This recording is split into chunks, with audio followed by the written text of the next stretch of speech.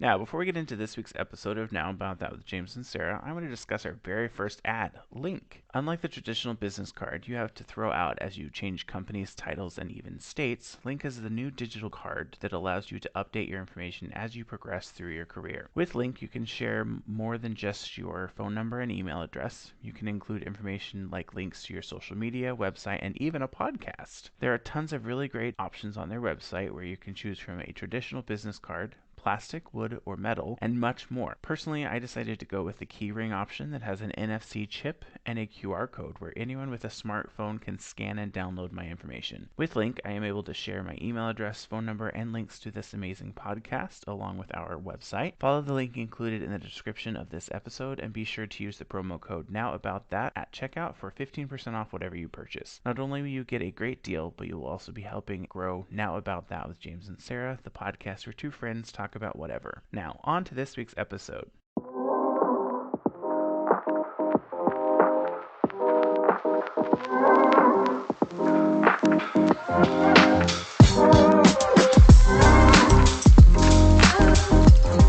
Hello, and welcome to another episode of Now About That with James and Sarah. I'm James. And I'm Sarah. And in this week's episode, we're going to be exploring historic Black inventions and discussing how our lives would be different if we didn't have access to these inventions. I will say, this is inspired by a TikTok that I saw earlier this week, actually last week sometime. And I was like, ooh, that's a really good idea. But there's a little bit of a controversy around the TikTok that I saw because the one that I saw was a white girl that was doing it, and she didn't credit the original creator of the TikTok, Maya Eccles. So we will be including the original creator's TikTok link in the episode this week. That way you guys can go and show her some love, since this was originally her idea and her information. Not her information, but the idea stemmed off of a TikTok recording that she did it was for Juneteenth in 2019. 2020. It was 2020. But before we do that, let's go ahead and do a quick catch up. So how is Sarah doing? Sarah's doing. She's living. I am currently alive. On the cusp of life. Life adjacent, if you will. No, I have a lot of health issues going on right now that I'm not fully ready to talk about on the podcast, but just kind of send, positive vibes my way. Just kind of going through it. Yeah, so we want to make sure Sarah feels the love. So everybody, if you could, just send some good vibes to Sarah's head, Sarah's body. Yeah, primarily Sarah's body. And we hope she gets feeling better and things turn around soon. So it's been a crazy week this week. I've been working, and then today I was running around doing some errands. I went and got a cart so that when we go and get groceries, we're not having to lug in our groceries, like 2 on each arm per person. Oh, nice. And then when we take our trash out, we don't have to, if we let it accumulate, like for some reason, sometimes we do, especially with like Amazon boxes and stuff. Yeah. It's easier to just put it in the cart and take it out because it's not like we can just walk right outside and throw it out or anything. Apparently this building used to have a trash chute where you just took it to the hallway and then threw it in the trash chute and you were done with it. No. But they got rid of it. Well, that seems a little rude. It does, and it kind of sucks because now I have to walk outside, and if the one at the front's full, then we have to walk around back, and what's happening? My keyboard isn't. What is happening? Why is my mouse not working? Okay, it's working fine now. We're just having technical issues left and right. It was the Google Doc that was not liking my mouse for some reason. Sorry. Un momento, por favor. So while he's doing that, a fair warning, I will probably be a little toasted this episode. Again? Not as toasted as the last episode, but just a little toasted. So I do want to kind of get right into it because we have 120 items to go through that have been created by Black inventors. Yep. I figure I don't know, like we might not will we get through the whole list? We might. It's not too bad. I mean, yeah, a lot of them just have like a sentence where it's Yeah. just discussing it a little bit. Yeah. And So, then I do have, and then there's some that don't even have anything. It's just like what it is and who invented it, which is yeah. cool. But also just some exciting news. We will have our first guest on the episode that comes out on the 27th. We're just waiting for some confirmation on whether the time we selected works for the person we're having come on. And then we also, in this episode, we will have our very first advertisement. I am going to record it outside of the podcast and just kind of weave it into the middle of it. That way you guys can go in, listen to that, and help support the podcast by using the link included in the description of the podcast. Woot woot. Go us. Very exciting. We had a lot of stuff going on this week. I also submitted to trademark the name Now About That Productions and our logo. Wow. So we got a lot of stuff going on, Sarah. We're a real thing now, huh? I know, right?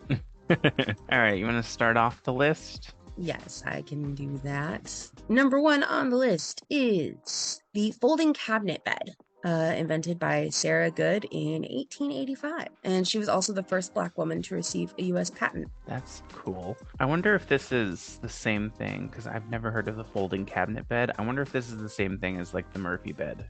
Probably. Because it doesn't say that here, but I'm assuming. All right, and then the next on the list is Potato Chips by George Crumb, who was a chef in a resort in New York. And a customer sent his dish of French fries back to the kitchen, claiming that they weren't good. And irritated, he cut the potatoes very thin and fried them until they were burnt crisps. Okay. And thus potato chips were born. There we go. Let's see. Gas Mask by Garrett Morgan. Developed what he called the safety hood after he noticed how many firefighters were getting killed by smoke on the job. That's really cool. A gas mask, which maybe, depending on how things go, all of us might need. Oof, not wrong. Entertain the masses for just a brief moment. Okay. So while she steps away, I want to kind of talk a little bit about these UFOs that we've been seeing, and she might come back and want to say something too. But I have heard, or there's reports, and there was a statement by the White House that came out that said the UFOs were personally owned items that were either owned by a person, like a citizen, or they were owned by a company or university and were flying in air, in the air where airplanes usually travel. So that's the only reason they shot them down. But now they know that they were not foreign owned, and then they were also not alien artifacts. So that's interesting facts, and I think I've seen some people still speculating, and everybody was freaking out. So that's fun stuff to know about. Those items have been kind of identified, and I think they found them by now, and they've discovered that they were actually personally owned items. And there was people asking, well, why did you shoot them down if they were no threat, or they didn't seem like they were spy balloons? Well, it's because they were flying in airspace where it could come in contact with an airplane or endanger the lives of people. So that's why they were shot down. Again, personal aircraft or university or business owned, not foreign bodies. Did you hear any of that? I heard like a tiny smidgen of that as I came back. I was talking about the UFOs that were shot down last weekend. Oh, nice. And they were identified, and it was either independent citizen or a company or a university that owned them. And the only reason they were shot down was because they had kind of become adrift and were in the airspace where they were endangering air traffic. So back to the list. The next one on the list is Protective Mailboxes by Philip B. Downing. And he created a mailbox design that featured an outer door and an inner safety door to avoid parcels being stolen. I love that. That's very helpful. Oh, the blood bank was developed by Charles Richard Drew because he became interested in researching the preservation of blood when he was studying at Columbia University.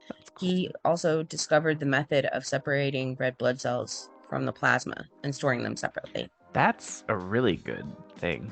Like, don't they use plasma to help with like pregnancies and stuff? Yeah, women that are going through They use pregnancies. plasma for all kinds of things, which is why you can sell it at, the blood banks. Yeah. One other thing, since we're talking about blood banks, have you heard the proposal to remove the ban on men who have sex with men donating blood? I had not, Yeah, but so that seems they're like seems like a I no-brainer, something that should already be done. right. So the FDA has submitted a proposal to remove the ban as long as they're in a committed relationship. Why do you have to be in a It's committed relationship? Like straight people don't have to be in a committed relationship. I know it's not the same, but it is a step forward from what it Yes, was.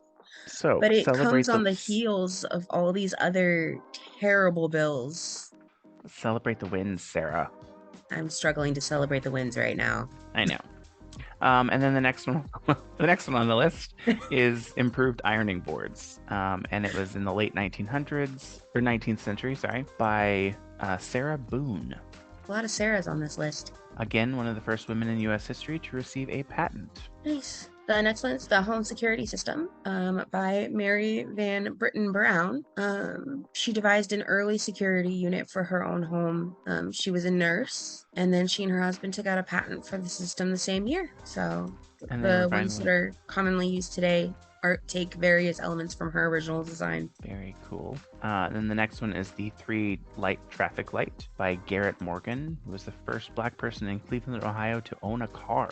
That's cool. After he witnessed a severe car accident at an intersection in the city, he expanded on the current traffic light by the yield or the yellow component. I love that. Refrigerated trucks. Frederick McKinley Jones created a roof-mounted cooling system that was used to refrigerate goods on trucks during extended transportation in the mid-1930s, and he received the patent for his invention in 1940, and then co-founded the U.S. Thermo Control Company, later known as Thermo King. So a lot of us have him to thank for our foods. Yep. The next one is automatic elevator doors by Alexander Miles.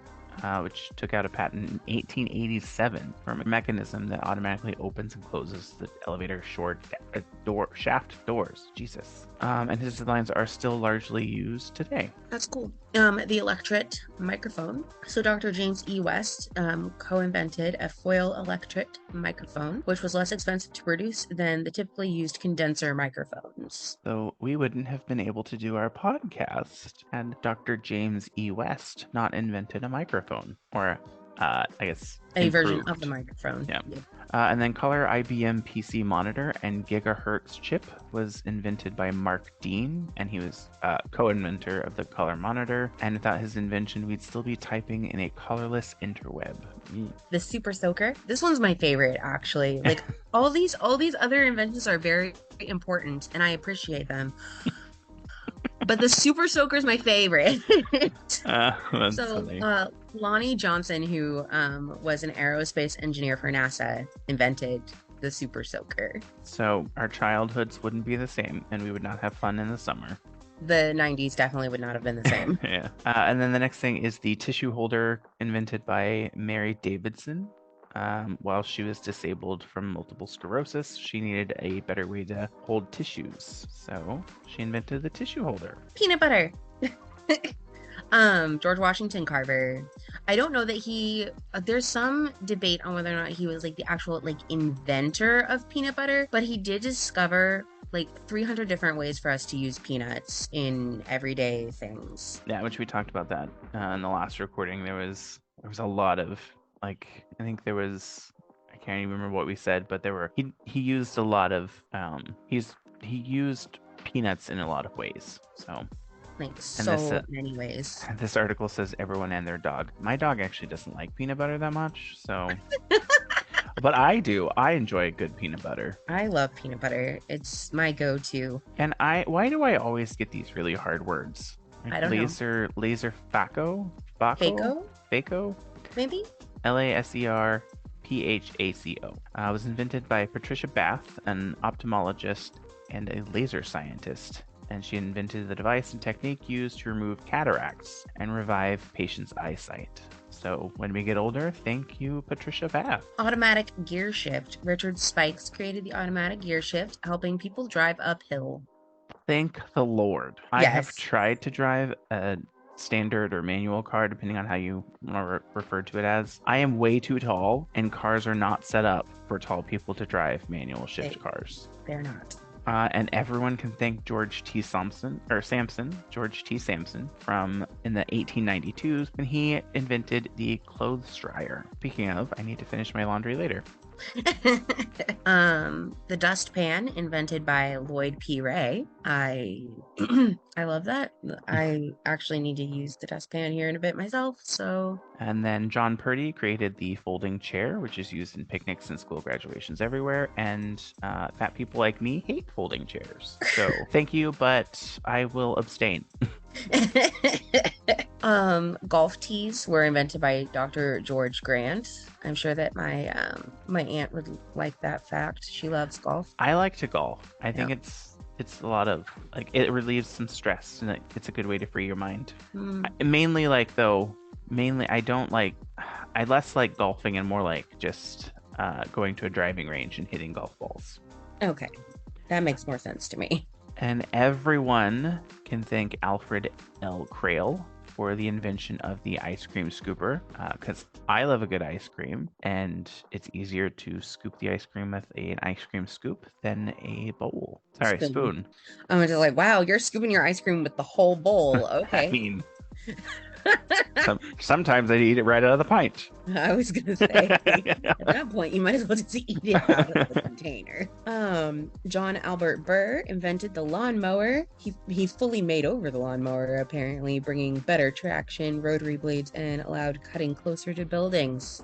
Nice. And then Joseph A. Smith helped dads everywhere keep their grass green while allowing kids to have fun by jumping around in a lawn sprinkler. Thomas Elkins invented the modern toilet. Thank you, Thomas Elkins. Thank you very much. I greatly, greatly appreciate it. And I was doing this earlier, and Bobo was judging me very hard for it. Thomas W. Stewart created the mop, and thank you so much, because I was just cleaning up the floor, and it smells amazing in here. Yeah, it would have really sucked. We would still be washing our floors by hand if he hadn't invented the mop. No. I would just pay someone at that point. Right? Oh, goodness. The reversible baby stroller was invented by William Richardson. And conservatives everywhere can thank William Dorsey Swann for regarded as the first drag queen in the U.S. So thank you, William Dorsey Swann. We appreciate it, because I personally love drag queens, and I think they're amazing, and they do the Lord's work. I agree. Okay, so Logomania. Dapper Dan took the logos of designer brands and used them for apparel, furniture, and more. Isn't Dapper Dan like a hair product too? Or do you think that's I think so, yeah. And then according to the Black Inventors Museum, all of these were invented by Black inventors, but they don't know who specifically. So for the next couple, we're just gonna go through them. So there's paper, chess, alphabet, and medicine. And then we've got the serving tray walker. And then these, we know who invented them, but don't know maybe as much information. Airplane propelling by James S. Adams. The biscuit cutter by A.P. Ashbourne. And then the coin changer by James A. Bauer. The rotary engine by Andrew J. Beard, along with the car coupler by Andrew J. Beard. The letterbox was G.E. Beckett. And stainless steel pads was Alfred Benjamin. Torpedo discharger by H. Bradbury. The disposable syringe by Phil Brooks. That's very helpful. Yeah. Corn and cotton planters by Henry Blair. And then C.B. Brooks created the street sweeper. Horse bridle bit was L.F. Brown, and I'm sure horse people will know what that is. The horseshoe was invented by Oscar E. Brown, and then the train alarm was R.A. Butler. We're not sure about image converter and radiation detectors, but they were invented by Black people. Paints and stands and lotions and soaps were created by George W. Carver with the use of peanuts. That's what it was earlier. Lotions and soaps was what I was thinking of when is what we talked about last week. Yeah. The automatic fishing reel was created by George Cook. So those that love to fish, you can thank George Cook for that. Ice cream mold was A.L. Crail. The printing press was W.A. Lavalette, I'm assuming. That's what I would say. And then the envelope seal was F.W. Leslie. So anyone that has sent an envelope or received mail recently, thank you, F.W. Leslie. Laser fuels were invented by Lester Lee. The pressure cooker by Morris W. Lee. Window cleaner by A.L. Lewis. Portable pencil sharpener. Hey, in school, this guy, John L. Love, he helped me out a lot because I carried around a pencil sharpener. Honestly, I loved sharpening pencils. Same. I preferred using the manual pencil sharpener than the automatic one. Although I did love to stick that pencil in there and see it get smaller and smaller as it just cranked it down. Right. Completely wasting a pencil, but still. Completely wasting a pencil, but And then firefighters everywhere can thank Tom J. Marshall for inventing the fire extinguisher. The shoe lasting machine, don't know exactly what that is, but it was invented by Jan Matzegler. Rocket catapult was invented by Hugh McDonald, and the hairbrush was invented by Lydia Newman. okay, cool. I appreciate that. Something Sarah fights with all the time because her hair is very curly. Yes. Heating furnace was Alice H. Parker, so we can stay warm. It's actually kind of okay right this second. It's 55 degrees here, but it's been in the 30s all morning. So crazy thing happened yesterday. It was like 50 some degrees all day, and then after like 3 o'clock, it nosedived down to like 20 degrees and started snowing. That sounds about right. It was insane. The Blimp by J.F. Pickering. The hand stamp and the fountain pen by W.B. Purvis. Oh, thank you so much for fountain pens. So They're funny glorious. funny thing about the blimp. Did you see Hendrix Jen came out and said the unidentified flying objects was not the, I think it was a cucumber blimp that they have. Oh my god. And then we talked about the dustpan further up, but this is a different person. I.P. Ray. The insect destroyer gun was A.C. Richardson. Sugar refinement, thank you so much, in Relu. Nope. Relu. And the cellular telephone, thank God, Henry Sampson. We appreciate it very much. The curtain rod was S.R. Scottron. Urine analysis machine by Dewey Sanderson. The player piano by Joseph Dickinson, as well as the arm for the record player. That's cool. Wow. I used to listen to records all the time. O. Dorsey invented both the door stop and the door knob. So thank you for saving walls everywhere. The photo print wash was invented, and the photo embossing machine was invented by Clatonia Dorticus, J. Dorticus, Clatonia de Dorticus. The guitar, as we know it, was invented by Robert Fleming Jr. The motor by J. Gregory. Thermo hair curlers by Solomon Harper. And the lantern by Michael Herney. The gas burner, so kitchen stoves, was invented by B.F. Jackson. And then the kitchen table, H.A. Jackson. The bicycle frame was invented by Isaac R. Johnson. And a wrench, John A. Johnson. Eye protectors. Go ahead. No, what were you going to say? I was going to say, so mechanics can thank John A. Johnson everywhere, because otherwise they wouldn't be able to do their jobs. Yeah, well, not very easily anyway. No. Eye protectors by P. Johnson. An egg beater by W. Johnson. So chefs who use egg beaters. The air conditioning unit and the two cycle gas engine and the internal combustion engine. The starter generator. And refrigeration controls. Wow. I was unprepared for all of that right in a row. We can thank Frederick M. Jones. So specifically, I was going to be excited about the air conditioning unit because I live in Texas. It's hot as fuck out here. Yeah. Cannot survive without air conditioning. He did a lot for cars too, and motorcycles and refrigeration and what are they called? Landscapers. Because 2-cycle gas engines. Mm-hmm. And then the clothes dryer, which we talked about earlier, John H. Jordan. Bottle caps by Jones and Long. just last names. The Electric Lamp by Latimer and Nichols. Hydraulic Shock Absorber by Ralph Sanderson. And the Refrigerator, thank you, J. Standard. Yes. The stair climbing wheelchair was invented by Rufus J. Weaver. You're going to have a long one here in a couple seconds. Oh no. Oh no. Okay. All Big right. list. Okay. The Fire Escape Ladder by J.B. Winters. All right. And then, okay. So the telephone transmitter, the electric cutoff switch, the relay instrument, the telephone system, the electromech brake, the galvanic battery, the roller coaster, the auto air brakes. Oh, that's the last one. And the auto air brake were all invented by Granville T. Woods. Oh my goodness. That's a lot. He basically invented how people, how people talk to each other, because the cell phone or the telephone system. Yeah. And then the helicopter was invented by Paul E. Williams. Ice cream, thank you, Augustus Jackson. We appreciate you. Even those that are lactose intolerant suffer through it because ice cream is amazing.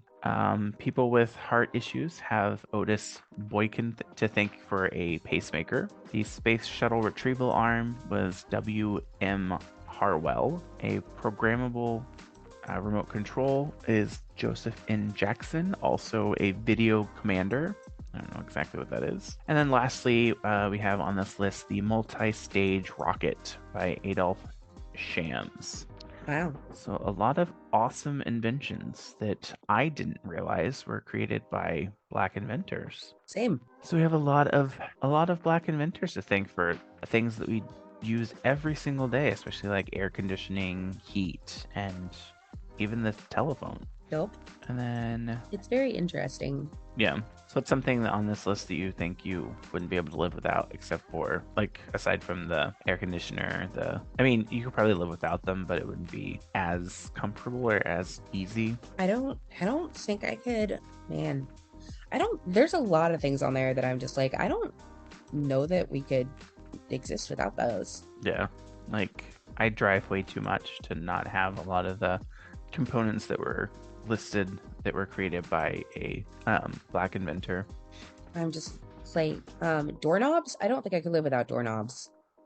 Drag queens? Who could live without drag queens? Who could live without drag queens? Aside from assholes in the conservative side. On the conservative end.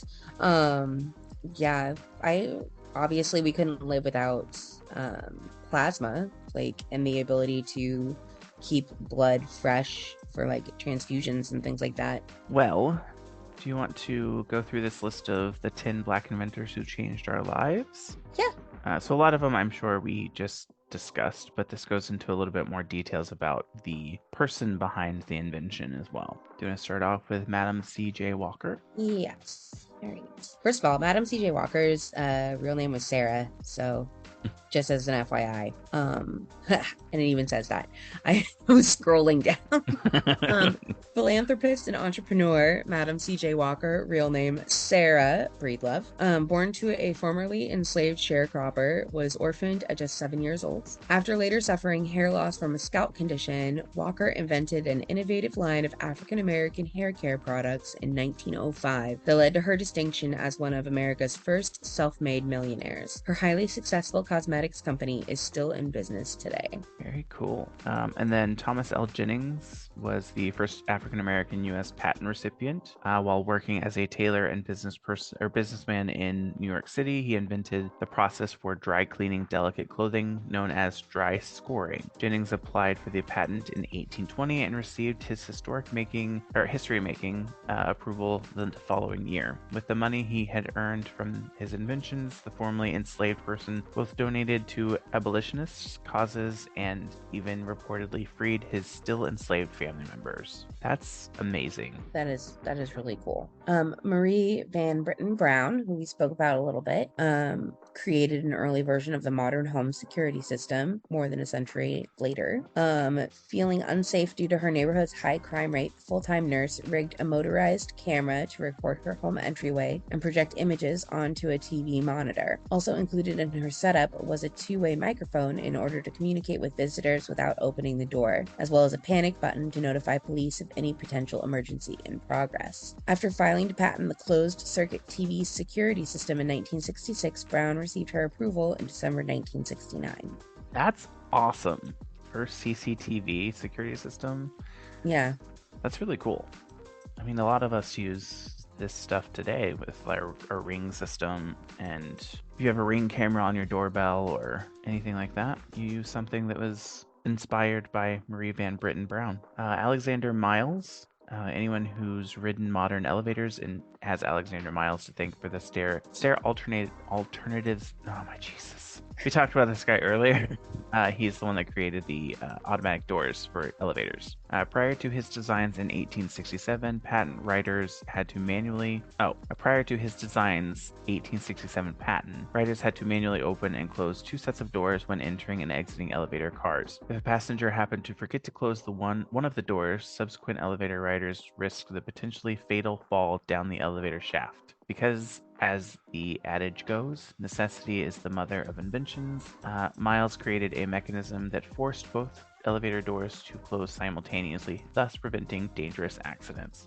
That's awesome. That is really awesome. So, Dr. Patricia Bath, who we also spoke about a little bit earlier, a true visionary, became the first female African-American medical doctor to receive a medical patent when she invented a laser cataract treatment device called a laser phaco probe in 1986. Bath was also the first African-American to complete a residency in ophthalmology. The co-founder of the American Institute for the Prevention of Blindness patented her invention in 1988.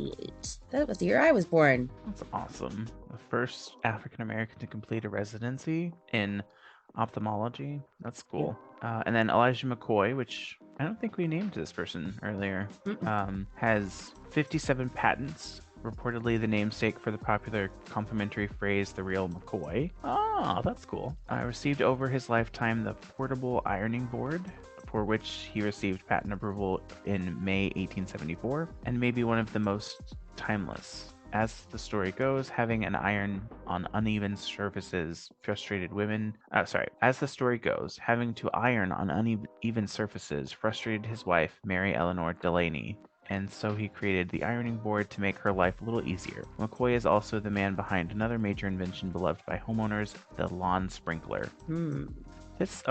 There's competing information, because the one that we just went through on Venture said that was Joseph A. Smith that invented the lawn sprinkler. Yeah. Maybe Elijah McCoy owns the patent. Potentially. Okay, I think that makes more sense. Sarah Boone, in 1892, patented a design improvement to McCoy's ironing board. The North Carolina native wrote in her application that the purpose of her invention was to produce a cheap, simple, convenient, and highly effective device particularly adapted to be used in ironing the sleeves and bodies of ladies' garments. Very cool. And then Alice H. Parker, the central heating furnace design that Alice H. Parker patented in December 1919 made use of natural gas for the first time to keep homes warm and toasty. Inspiring her inventions, the limited efficiency fireplaces, along with the smoke and ash they produced during the cold winters in her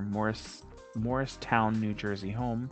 Many modern homes still employ a similar forced air heating system, for which her idea was the precursor. Nice. So again, thank you so much, Alice H. Parker. Before Frederick McKinley Jones developed the automatic refrigeration equipment used in long-haul trucks transporting perishables in the late 1940s, the only way to keep food cold en route to delivery destinations was by using ice. Thanks to his invention, grocery stores were able to buy and sell products, many of which you probably purchase regularly, from far distances without the risk of them spoiling during transport. Jones' technology was also used to transport blood during World War II. That's awesome. And then Charles B. Brooks, looks like it's the last one on this list.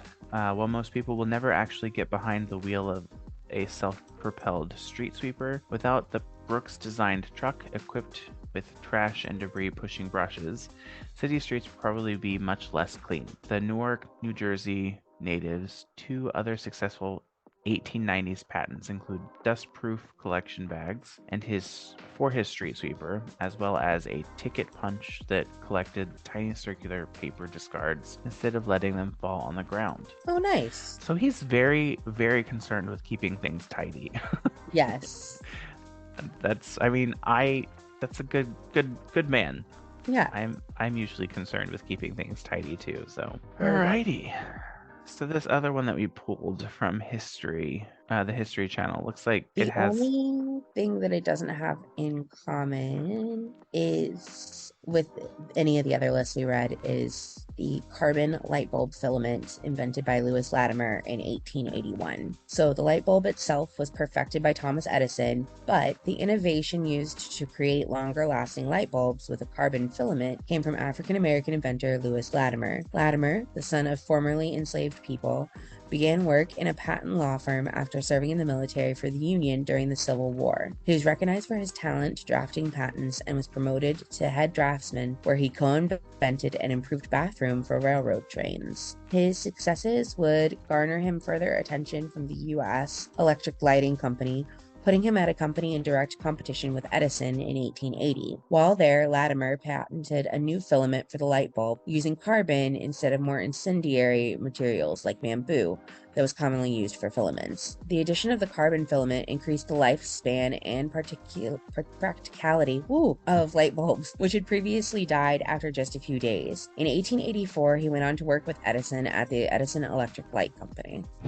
Well, that's awesome. I don't think we could work without lights, especially me, because I have a giant light on my face, and then there's two in the back. Yeah, can you imagine having to buy light bulbs every few days? So I can't remember if we talked about this on here or I read it in some research that I did for school, but there was actually what are they called? After this invention, they formed a committee that looked at the length of light bulbs and how long they lived, and if someone created a light bulb that lasted after for a certain length of time, after that length of time, the company was fined. So I don't remember what it was called, but I remember reading about it, and maybe we talked about it on here. I don't remember, but I don't think we did. It's basically a committee that enforces light bulb companies to create light bulbs that deteriorate faster. Huh. The curious history of a forgotten light bulb cartel. So, the history of the light bulb begins in 1802 when British chemist Humphrey Davy ran electricity through a carbon filament to produce a crude form of illumination. In subsequent decades, different inventors enclosed filaments in glass bulbs to produce light, but none proved practical or commercially viable. In 1878, Thomas Edison patented a light bulb that used a carbonized bamboo filament. Blah blah blah blah blah. So it's called Phoebus. And the first meeting of this shadowy organization took place on the shores of Lake Geneva in Switzerland on Christmas in 1924. The attendees called themselves Convention for the Development and Progress of the International Incandescent Light Lamp Industry. But Phoebus was Latin for bright and sounded way cooler, so that name stuck. Big players dominated much of the market at the time. Germany's Osram, for example, along with the Dutch firm Philips, and Tokyo Electric in Japan, all had a hand in the making of Phoebus, and as did General Electric. And then the governing document of the cartel claimed that it had been formed to increase the effectiveness of electric lighting and increasing light use to the advantage of the consumer. Cartel decided to take action. Let's see. So there was also a bigger problem that plagued their businesses. Years of tinkering had yielded bulbs that could last for 1,000 hours. In fact, a few from this era are still working today, and it was a terrible business model. So the cartel decided to take action. Having spent years lengthening the lifespan of bulbs, the companies of the cartels now worked to shorten it. They formed a grouping work known as the 1000 Hour Life Committee, tasked with building an inferior bulb. The real life story of Phoebus, first uncovered by historian Marcus Kudretsky, was stranger than fiction. The cartel poured resources into the project, developing the technical expertise necessary to manufacture lower quality bulbs in a predictable, consistent fashion. These efforts went hand in hand with the audit system designed to force manufacturers to conform to the 1,000-hour goal. So there you go. Okay, that's kind of crazy. The guilty company would pay a fine of 20 Swiss francs per 1,000 bulbs sold if they lasted longer than 1,750 and 2,000 hours. There you go. So I know that kind of spanned away from the whole Black inventors conversation, but I thought it was an interesting fact, and I remember reading about it. That definitely is interesting. I'm just like, okay, that's. So Sarah, if you could think of one thing that you would have loved to invent or you would like to invent in the future, what would it be? I don't know. I wish that I had invented something having to do with writing or like the designing of books. But that's probably it. I'm kind of boring like that. I mean, hey. Well, for me, thank you so much for asking, Sarah. Sorry. I zoned out. I think I would have liked to have been the person that like invented something crazy, or not something crazy, but something really that people can't live without, like glasses or a zipper, something like that. Yeah, but there are people who live without zippers. But why? Why would you? Because they're Amish. Again, why would you? I stick to that. Why would you? No, that's fair. That's reasonable. Though, I do miss Amish friendship bread. I used to get that every year when I was younger. Oh my god. What are you oh my godding? I was looking at a quiz. I was going to do a quiz or a trivia, but this one had it had ads in it, and I don't want to deal with it. No, I don't want to deal with ads. What are you doing this weekend? Nick and I are gonna go mini golfing tonight. There's an indoor mini golf place that we're gonna try out because it's gonna be way too cold to mini golf outside. It's supposed to drop down into the 20s here in just a little bit. And then I volunteered to work 4 hours tomorrow, so I guess that's what I'm doing there. What about you? Well, when we finish this, I'm going to finish mopping. Because I have just a little bit left of the living room to do and part of the kitchen. And then I will probably start editing the podcast, record the ad that I'll put somewhere in here in the middle somewhere or at the beginning before we start. And then aside from that, Ryan sent me the menu of a place that he kind of wants to go to breakfast or to brunch to tomorrow. Okay. Aside from that, not much. I don't know. I'm hoping you can't hear it through this podcast, but Bobo is laying behind me on the bed snoring. If you can, you get to hear my baby snore. He just turned 16. He just turned 16. I remember the first time I met him. You brought him to the bookstore. I love my little man. Oh, that was so long ago. It was. I was mopping and he kept like staring at me and judging me. I'll send you I think I sent him to you. Yeah, you sent me some pictures of him being judgy. Very judgy. And I called him the grumpiest. Just like standing there staring at me like, what are you doing? Why are you doing this to me? Right? Like, why are you disrupting my life? But aside from that, I don't really have much going on today. Well, not a lot. How's school? That's good. Oh, exciting news. I may have told you this already, but I haven't told the audience. So last week, or was it last week? 2 weeks ago, I submitted an assignment, and then on Sunday, I got a message or an email. No, I didn't get an email. I saw the grade, and I looked at it, and it was 40%.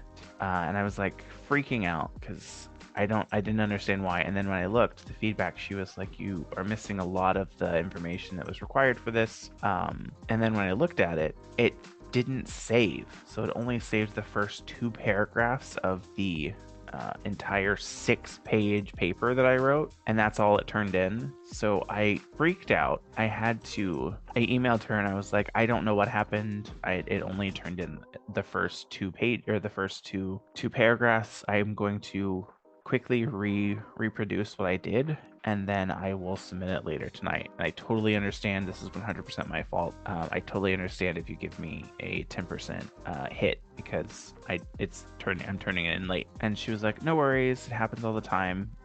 I will grade it in the next couple of days. And then on like Wednesday, I got an email from her and she was like, sorry, I forgot to update your grade yesterday. I'll get in there and do it today.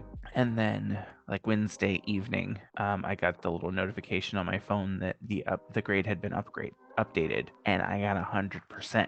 Nice. So I went from a 70 something to now I have a 97% in the course. And we're on week 4, so I only have 2 weeks left after this one. And then I'm off for a week. And then I have 2 more courses starting at the end of March. And what else do I have left? I don't know. I was gonna say, I don't think we have that much left. I don't. Let's see. I have 5 classes left. So the next class starts on March 15th, and it's called Needs Assessment and Evaluation in Education and Training. And then that'll run until the 25th of April. And then April 26th, I start Design and Development Tools, which runs until the 13th it runs to a week before the 14th of June. And then in June, I start teaching adult learners, which will be really interesting. And I'm pretty sure I probably know a lot of the information because I do it now, which runs until August 1st. And then I start on project management and implementation in education and training, which should be, again, a breeze because I do it already. And then my last class starts on September 20th. 5 days before my birthday. Yeah. And it runs until like the beginning or the end of October. I think it's like the 26th or something. And it's multimedia development and implementation. So that'll be fun. Be excited. And then I will have my master's degree in instructional design and technology. That's awesome. I would ask about you, but I know, and I don't know if you want to talk about it on here yet or not. I'm probably gonna have to withdraw from my classes, just because of the health issues we mentioned towards the beginning. I realized last night that I missed 2 assignments, one for my English class and one for my Korean class, and I just could not bring myself to care about that. So I think it's time to withdraw. Which I totally understand. And like I said in our group chat, it's like school will always be there. So yeah, right now you need to focus on your health and make sure you're in a good spot. I just hate having to do that. It's just really irksome. So, but it'll always be there, so That's you can true. always go back to it. This is true. Well, call it a podcast. I think we can call it a podcast. Yeah. All right. I think it's baked long enough. All right. Well, thank you all for listening to this week's episode of Now About That with James and Sarah. Please like, comment, follow, and subscribe. If you liked this episode, please leave a review in Apple Podcasts, Spotify, or wherever you listen. Feel free to follow us on our social media. Our Instagram handle is @NowAboutThatPod. And if there's something specific that you would like us to discuss on the podcast, feel free to email us at nowaboutthatpod@gmail.com or visit our website, www.nowaboutthatproductions.com, and add your contact information into the Contact Us section with whatever you would like us to discuss, and we will get that in an email and add it to the list. Again, thanks again for listening, and we hope you have a great week since it'll be coming out on a Monday. Sarah, enjoy the rest of your weekend and get a lot of rest. You as well. All right. Bye, everybody. Bye.